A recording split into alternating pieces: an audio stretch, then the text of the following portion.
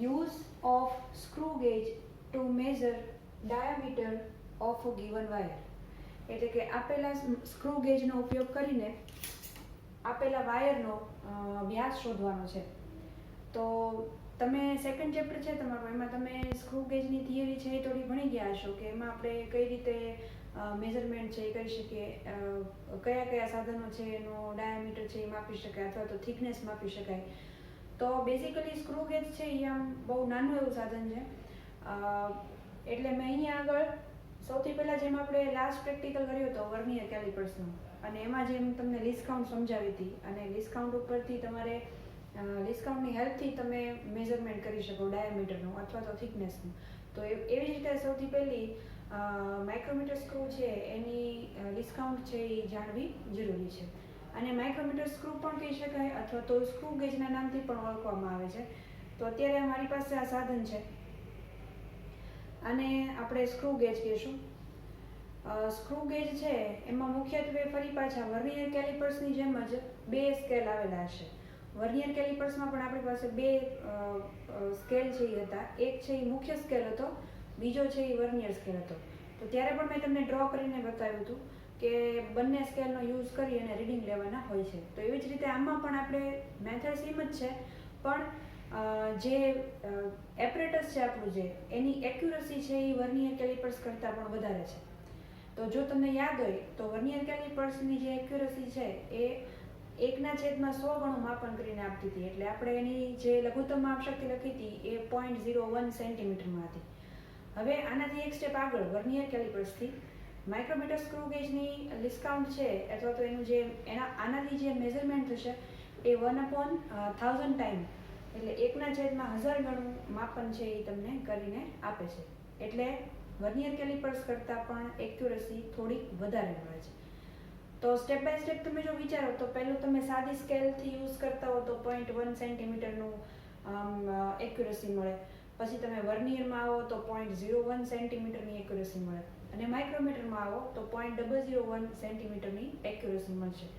પણ આ 001 કઈ રીતે આવે છે એ આપણે પહેલાં જોવું પડે. તો સૌથી પહેલાં મેં અહીંયા ડ્રો પણ કરેલું છે, હું અહીંયા પણ તમને બતાવું કે આ એપરેટસ છે આપણું. હવે એપરેટસ છે એમાં આ રીતે આમ ગોળાકાર અહીંયા ભાગ હોય, અને આ જે છે એ સ્ક્રૂ છે એને તમે ખોલી અને બંધ કરી શકો. અને તમારે જે પણ સાધનનો કે વાયરનો, ધારો કે મારે ડાયામીટર મેઝર કરવો છે, વ્યાસ માપવો છે, તો આ જે છે એ આપણા ફિટિંગ સ્ક્રૂ છે. અહીંયા આ બંનેની વચ્ચે તમારે જોડવાનું છે. જેમ વર્નિયરમાં પણ બે અલગ અલગ ધાતુની સ્ટ્રીપ આપેલી હતી, પાંખિયા હતા, એની વચ્ચે આપણે ગોઠવ્યા હતા, એવી જ રીતે આમાં પણ તમારે અહીંયા આગળ આ જે ગેપ છે એમાં તમારે તમારો વાયર છે કે પછી જે પણ થિકનેસ મેઝર કરવી હોય એ અહીંયા આગળ ગોઠવવાનું થાય. અને પછી તમે આને બંધ કરો એટલે તમારે મેઝરમેન્ટ છે એ તમને મળે. તો બેઝિકલી આને મુખ્યત્વે આમ પણ પકડી શકાય તો વધારે સારી રીતે તમે જોઈ શકો અને રીડિંગ લેવામાં પણ સરળતા રહે. એટલે આ રીતે પકડી અને આ એનું પકડવાનું જે આપણને ગેપ પણ આપેલો છે તો એનો યુઝ કરી અને પછી તમે આને ફેરવી શકો. તો અહીંયા આગળ ટોટલ બે સ્કેલ હોય છે.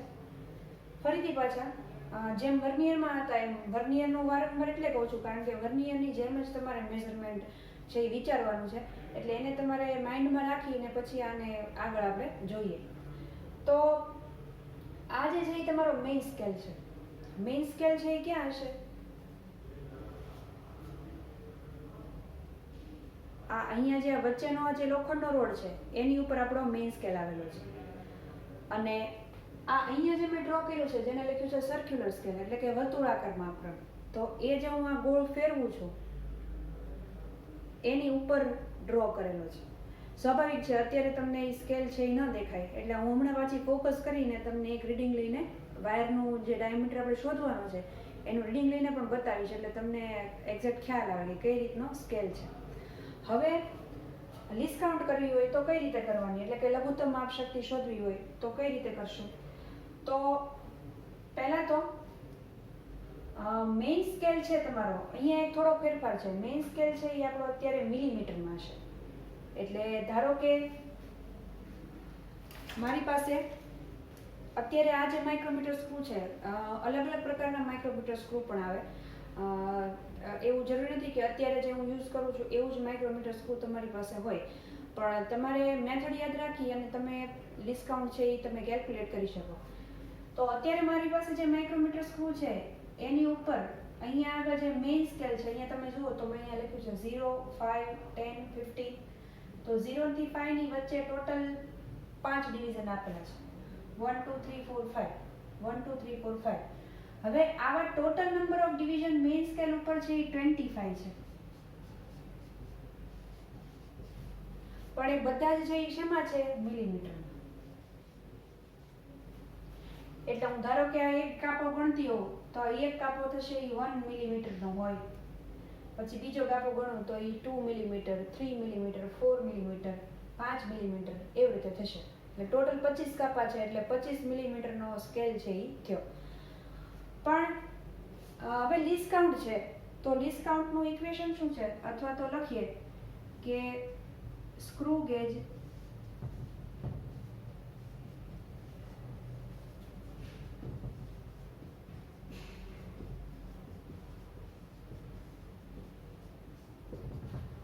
લઘુત્તમ માપ શક્તિ, સ્ક્રૂ ગેજની લઘુત્તમ માપ શક્તિ. તો આ જે મેઇન સ્કેલ એને પીચ તરીકે પણ ઓળખવામાં આવે.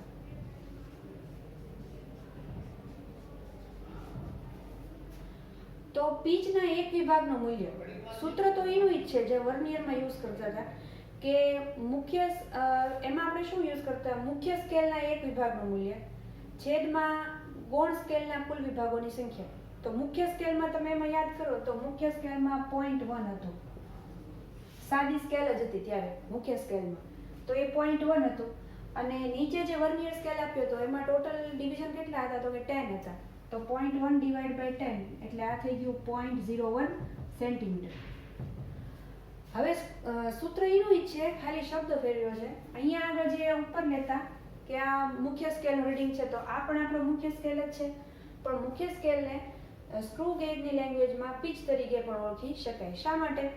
કારણ કે અહીંયા આગળ જ્યારે તમે આ ટર્ન ફેરવો છો તો તમે જ્યારે ટર્ન ફેરવો એટલે આ જે કાપા છે એ ખુલતા જશે, અને જો તમે પાછું એને બંધ કરો છો તો એ કાપા છે એ પાછા ડિસઅપિયર થઈ જાય. એટલે જેમ તમે ખોલો છો અને બંધ કરો છો એને કારણે તમને એક એક કાપાની વેલ્યુઝ છે એ મળતી જાય. બીજું એ પણ કહી શકાય કે જ્યારે પણ આ જે સર્ક્યુલર સ્કેલ છે એનો એક રોટેશન પૂરું કરો, એક રોટેશન એટલે કે આખું વર્તુળ તમે પૂરું કરી નાખો, ત્યારે તમને અહીંયાનો એક કાપો છે એ ખુલશે. અથવા તમે બંધ કરતા હો તો એક આંટો ફેરવશો એટલે આ એક કાપો ડિસએપિયર થશે, એટલે ખુલે અને બંધ થાય. મેઇન સ્કેલના ખુલવા અને બંધ થવાનું કારણ શું છે? તો કે આ સર્ક્યુલર સ્કેલ છે જેને તમે ફેરવો છો એને કારણે ખુલે અથવા બંધ થાય. એટલે માટે આપણે એને પીચ તરીકે ઓળખીએ. તો પીચ છેદમાં વર્તુળાકાર વિભાગના કુલ કાપા. તો મેં તમને કીધું એમ કે પીચ છે એ 1 મિલીમીટરનો ગેપ છે એ દેખાડે છે.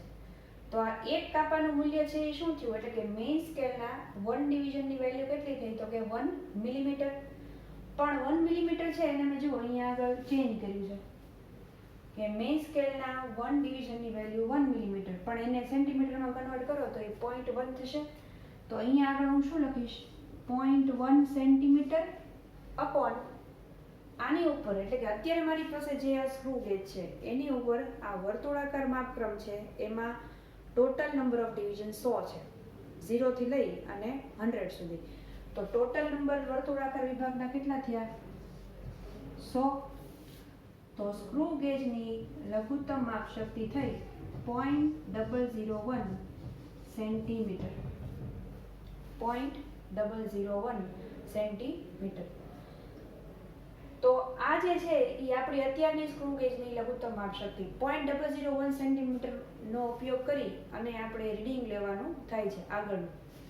તો અમે તમને ડ્રોપ રીડિંગે બતાવ્યું કે આવા પ્રકારનું સાધન છે એમાં આટલા આટલા વિભાગો આવેલા હોય. અહીંયા આગળ તમારે વાયર છે એને ગોઠવવાનો છે, અથવા જે પણ તમારે મેઝર કરવું હોય થિકનેસ એને અહીંયા ગોઠવવાનું છે બે પાંખિયાની વચ્ચે. અહીંયા આગળ મેઇન સ્કેલ આવેલો છે અને આ જે છે એ તમારો વર્તુળાકાર માપક્રમ છે. તો હવે આપણે તમને આ નજીકથી બતાવી અને એક વાયરનું રીડિંગ લઈ અને આપણે જોઈએ કે કઈ રીતે મેઝરમેન્ટ કરવાનું.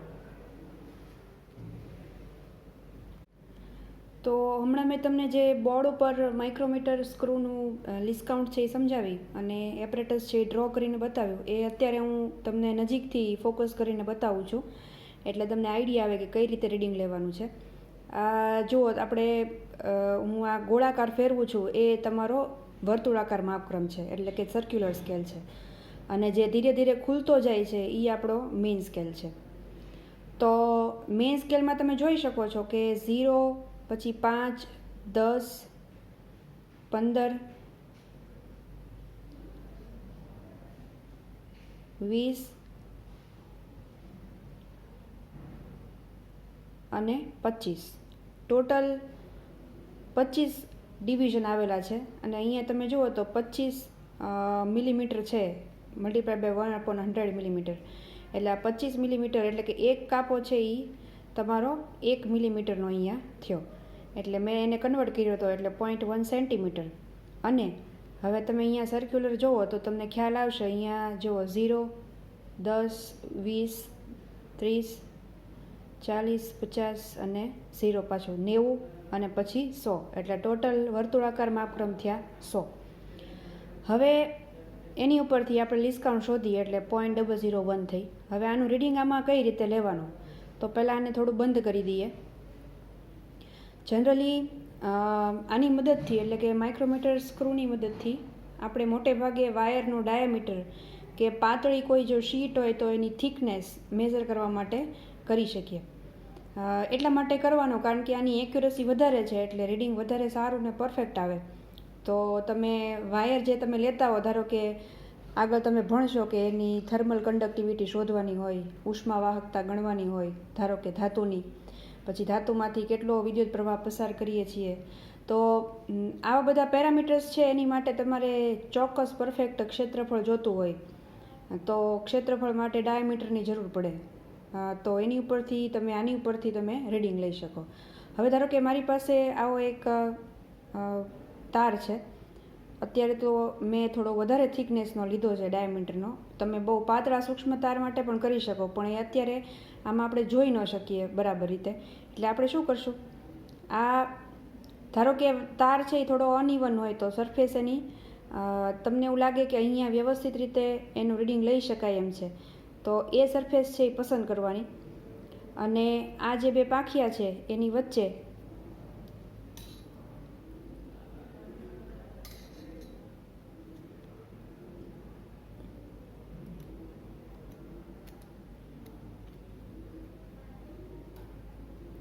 મેં આ રીતે ગોઠવ્યું.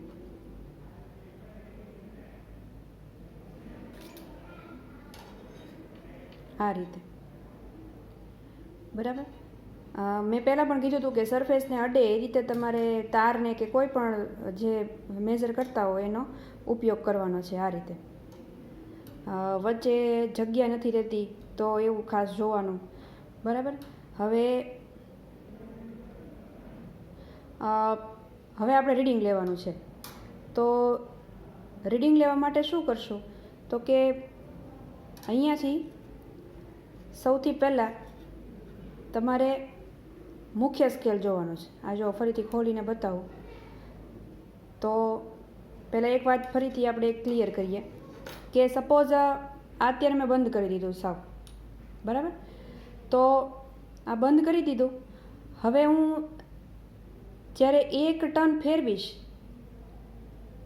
એટલે કે પાછું 0 ઉપર વર્તુળાકાર સ્કેલ છે એ પાછો 0 ઉપર આવી જાય, એટલે 1 ટન ફર્યો, અને 1 ટન ફર્યો એટલે વચ્ચે અંદર મુખ્ય સ્કેલમાં એક કાપો દેખાશે.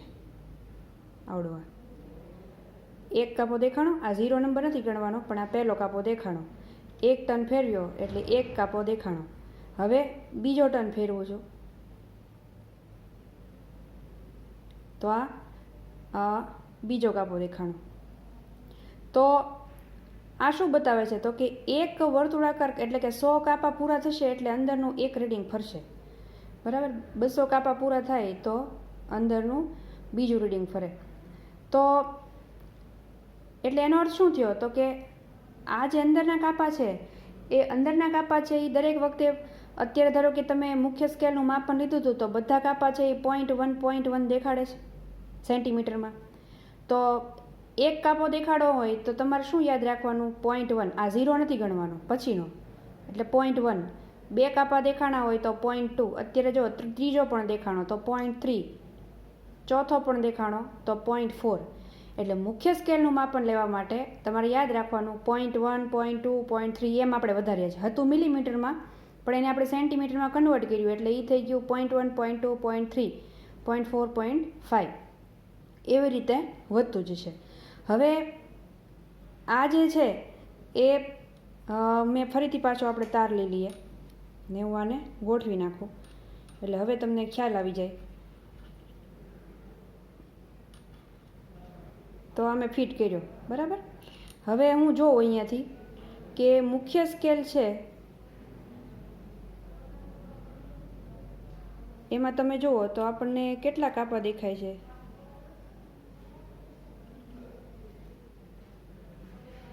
તો કે એક દેખાય છે, બરાબર.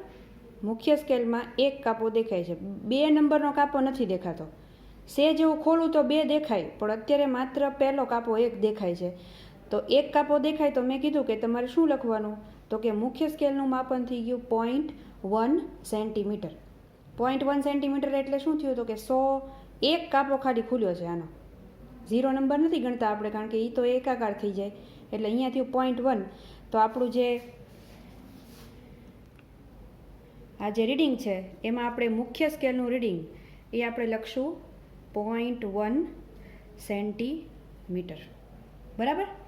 હવે સર્ક્યુલર માપક્રમ એટલે કે જે વર્તુળાકાર માપક્રમ છે એના કાપો કયો મળે છે એ જોવાનું છે. તો હવે તમે ફરીથી જુઓ, અહીંયા આગળ આ મુખ્ય સ્કેલની આડી લાઈન દેખાય છે. મુખ્ય સ્કેલની વાત આપણે પતી ગઈ, એ 0.1 થઈ ગયું. હવે વર્તુળાકાર માપક્રમની આડી લાઈન છે એ તમારે અહીંયા જોવાની છે, એની સાથે કયો કાપો છે એ બંધ બેસતો આવે છે. તો અત્યારે મને એપ્રોક્સિમેટલી 54 નંબરનો કાપો દેખાય છે. અહીંયા જો 50 છે, આ 60 છે, વચ્ચે પાછો નાનો કાપો છે. આમાં ટોટલ વચ્ચે 10 કાપા હોય, 50 થી 60ની વચ્ચે ટોટલ 10 કાપા છે. તો આપણે એક એક કાપો ગણતા જઈએ તો 51, 52, 53 અને 54. 55 નંબરનો નથી એટલે 54 નંબરનો કાપો 54 નંબરનો સર્ક્યુલર નંબરનો ડિવિઝન છે એ મેઇન સ્કેલ સાથે મેચ થાય છે. તો આ 54 તમારે યાદ રાખવાનો છે. તો આપણે અહીંયા લખશું સર્ક્યુલર સ્કેલ કયા નંબરનો ડિવિઝન મળે છે તો કે 54. આનો નંબર જોવાનો છે સર્ક્યુલર સ્કેલનો અને આનું રીડિંગ છે એ લખવાનું છે 0.1 એટલે 0.1 સેન્ટીમીટર. હવે ડાયામીટરની સીધી ગણતરી કરી નાખવાની એટલે m plus n multiplied by LC. n એટલે શું છે તો કે 54. તો હું 54 જે છે મલ્ટીપ્લાઇડ બાય LCM કેટલી છે આપણી 0.001 કરું તો શું આન્સર આવે 0.054, બરાબર. આમાં 0.054માં શું એડ કરશું m.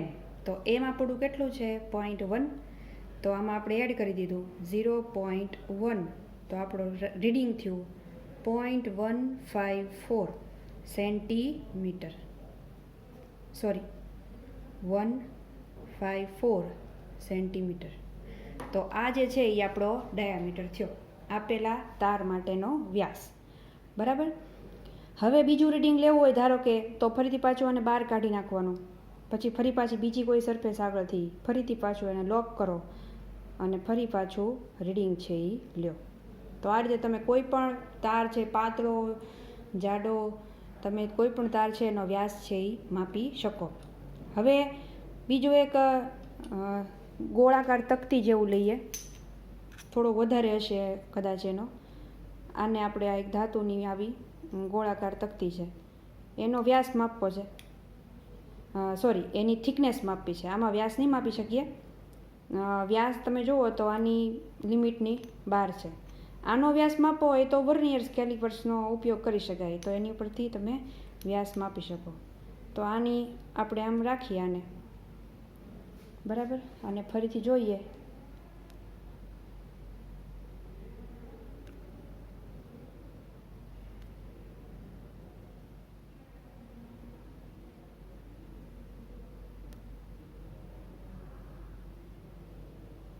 તો મુખ્ય સ્કેલ છે એમાં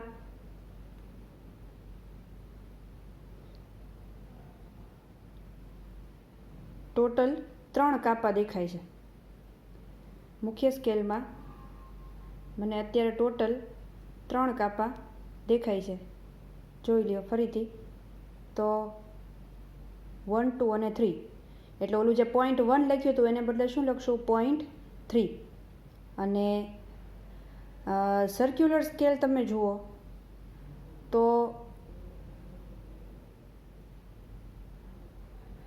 આ એકદમ પરફેક્ટ રીડિંગ આવી ગયું. સર્ક્યુલર સ્કેલ છે એમાં 0 સાથે 0 મેચ થતું હોય એવું લાગે. જો 0 એટલે એ મીન્સ કે આ જે મેઇન લાઇન છે તમારી મુખ્ય સ્કેલની એની સાથે આપણે બંધ બેસતો શોધવાનું હોય, પણ અહીંયા આ કયો કાપો આવે છે? તો કે 0 જ આવે છે.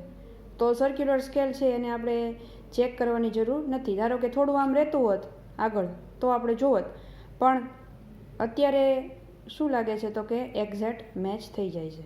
તો માત્ર શું લખશું? આવું પણ બની શકે, 0.3 આવ્યું. આમાં આપણને કોઈ ડિવિઝન મળતો નથી અને રીડિંગ આવશે 0.300 સેન્ટીમીટર. તો આ રીડિંગ છે એ તમને આ ગોળાકાર તકતીની જાડાઈ મળી, બરાબર. અને પહેલાંમાં આપણે વાયર છે એનો વ્યાસ લીધો. આવું જ આપણે 2 થી 3 વખત રિપીટ કરવાનું હોય, એટલે તમે અલગ અલગ સરફેસથી પસંદ કરો એટલે એવો કાંઈ બહુ મોટો ફેરફાર ન થાય રીડિંગમાં, થોડો નાનો એવો સૂક્ષ્મ ફેરફાર થાય અને એ રીડિંગ છે એ તમારે નોટ ડાઉન કરવાનું હોય છે. તમારી જર્નલમાં પણ એવું જ લખેલું છે. વાયર માટે શોધવાનું છે અને એક શીટ માટે શોધવાનું. તો આપણે શીટ નહીં પણ આપણે આવી એક પાતળી જે ડિસ્ક જેવું લીધું, બરાબર. અને એક ત્રીજો એક શેપ આપેલો છે. તો માત્ર તમારે ખાલી ડિસ્કાઉન્ટ કઈ રીતે શોધવી અને કઈ રીતે રીડિંગ લેવા, પછી તમે કોઈ પણ શેપ છે એનો ડાયામીટર કે થિકનેસ છે એ માપી શકો. એટલે મુખ્ય તો તમારે રીડિંગ લેવા માટે ખાસ છે એ તમારે એ શીખવાનું છે. તો અહીંયા હું આનું માઇક્રોમીટર સ્ક્રૂનું ડેમોન્સ્ટ્રેશન કમ્પ્લીટ કરું છું. બીજું જર્નલ છે એ ઘણા પૂછતા હોય છે સ્ટુડન્ટ, તો જર્નલ લેવાની હમણાં ઉતાવળ કરવાની નથી તમારે. 11th સ્ટાન્ડર્ડમાં આપણે પાસે ટાઈમ મળશે દિવાળી પછી પણ, તો આપણે ત્યારે જર્નલ છે એ કમ્પ્લીટ કરશું. અને જેણે લીધી હોય તો એ લોકો હમણાં રાખી મૂકે, પછી કઈ રીતે એમાં લખવાનું છે એ પછી અમે સ્કૂલે પછી સૂચના આપશું. તો અત્યારે પૂરું કરું છું.